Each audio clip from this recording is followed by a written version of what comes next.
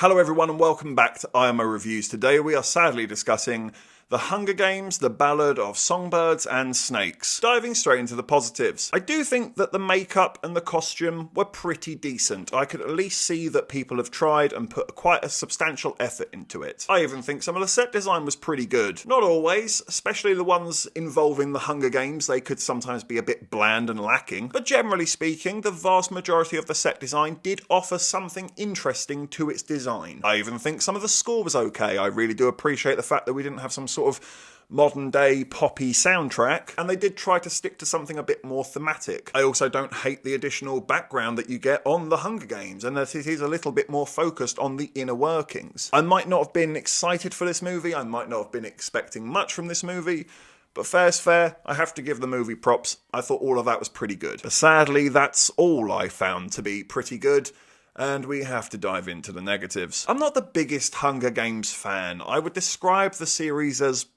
bearable. If there was a gun to my head and I had to pick a YA trilogy to sit through, I don't know, Maze Runner, Twilight, and Hunger Games, I'm gonna pick Hunger Games because it's the least torturous. There's nothing about enjoyment there, it's just I'd suffer the least. And yet, I have to admit, even without that fandom and starry-eyedness, I still found this one to be quite shit in comparison to the original three. And as I mentioned, those original three, I'm probably going to give them 5 out of 10 at best, at least from memory. I thought the performances in this were crap. I see a lot of people have been praising people like Rachel Zegler.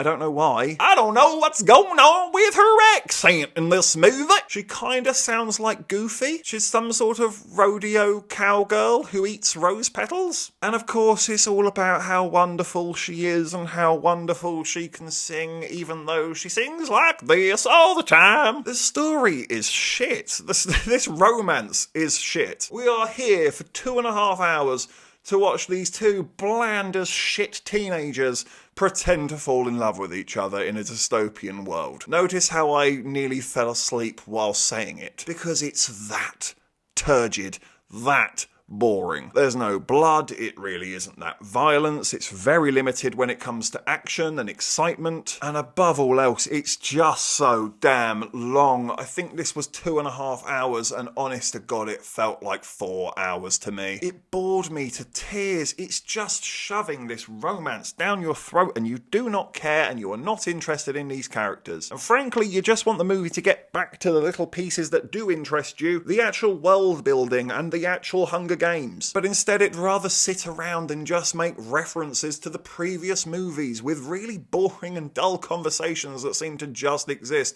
so that they can make these references. I'm sorry, but I found this to be an absolute slog to sit through, and I'm gonna give the Hunger Games World's Longest Title a 2 out of 10. It is possibly the most boring, sleep-inducing film of the year. I could feel my eyes drying out and cracking. It was that dull. It's a total cash grab. There's no respect for the original. There's no reason for it to exist. Thank you for watching this review. Please be sure to hit that like button and hit the subscribe button if you haven't already, and please do hit the comment section as well. Have you seen The Hunger Games, The World's Longest Title? What did you think about it? Let me know in the comment section below. And of course, if you haven't had enough of this crazy ginger, well, you can always click on these suggested videos right here and get yourself lost in an IMO wormhole. But if not, take care, and I look forward to seeing you on the next review.